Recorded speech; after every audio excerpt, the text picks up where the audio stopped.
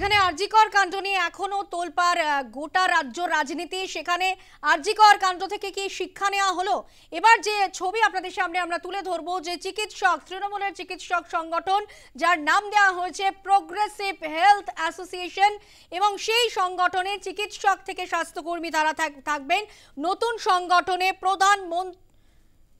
প্রধান হিসেবে থাকবেন মন্ত্রী শশী পাজা। প্রেস ক্লাবের সংগঠনের সূচনায় শশী পাজা। এবার তৃণমূলের চিকিৎসক সংগঠন চিকিৎসক থেকে স্বাস্থ্যকর্মী সংগঠনের নাম দেওয়া হয়েছে প্রোগ্রেসিভ হেলথ অ্যাসোসিয়েশন। নতুন সংগঠনের প্রধান মন্ত্রী শশী পাজা। প্রেস ক্লাবে সংগঠনের সূচনায় শশী পাজা। আরজিকর কাণ্ডে যেখানে রাজ্য রাজনীতি তোলপাড়, সেখানে তৃণমূলের চিকিৎসক সংগঠন, সেই সংগঠনের চিকিৎসক থেকে স্বাস্থ্যকর্মী। সংগঠনের নাম প্রোগ্রেসিভ হেলথ অ্যাসোসিয়েশন। নতুন সংগঠনের প্রধান মন্ত্রী শশী পাজা।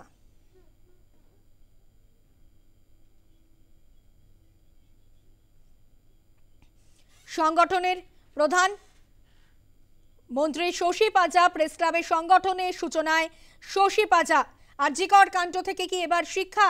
যেখানে তৃণমূলের চিকিৎসক সংগঠনের নাম নতুন এবং সেখানে নাম দেওয়া হয়েছে প্রোগ্রেসিভ হেলথ অ্যাসোসিয়েশন।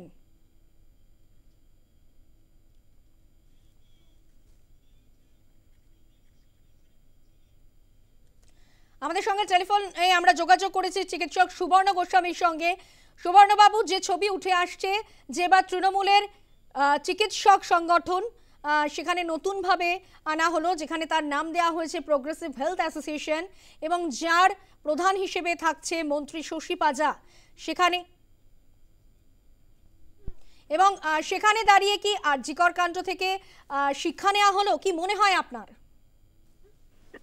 না না, এদের শিক্ষা টিক্ষার কিছু ব্যাপার নেই। যেটা দেখলাম সেটা হচ্ছে যে মানে old wine in new bottle, যেটাকে ইংরেজিতে বলে, অর্থাৎ হচ্ছে যে পুরনো মদ নতুন বোতলে পরিবেশন করছে। যাদের নামটাম ইত্যাদি দেখলাম তারা প্রত্যেকেই মানে এর আগে হচ্ছে যে বহু নিন্দিত মেডিকেল ফ্যাকাল্টিতে, কেউ থ্রেড কালচারের সঙ্গে যুক্ত, থ্রেড কালচারের কয়েকজন পান্ডা, কারোর বিরুদ্ধে তোলাবাজির অভিযোগ, কারোর বিরুদ্ধে নানান দুর্নীতির অভিযোগ। তাদের নিয়ে এর আগে জুনিয়র ডাক্তারদের মধ্যে একটা সংগঠন খুলেছিল। এখন সিনিয়র ডাক্তারদের মধ্যে যারা থ্রেড কালচার, তোলাবাজি এইসবের মধ্যে যুক্ত, তাদের বেশ কয়েকজনকে নিয়ে হচ্ছে যে এটা একটা করেছে। এখন এর যে কি উদ্দেশ্য, কি তার স্লোগান, কি তার দাবি, যা দিয়েছে অত্যন্ত অস্পষ্ট। কি দাবি, সরকারের কাছে কি দাবি, রাজ্য সরকারের কাছে কি দাবি, কেন্দ্র সরকারের কাছে কি দাবি, তা নেই।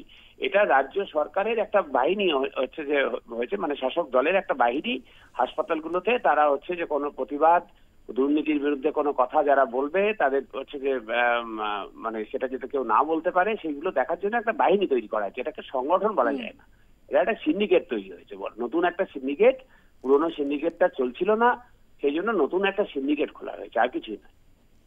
ধন্যবাদ সুবর্ণবাবু। আমরা কথা বলছিলাম চিকিৎসক সুবর্ণ গোস্বামীর সঙ্গে।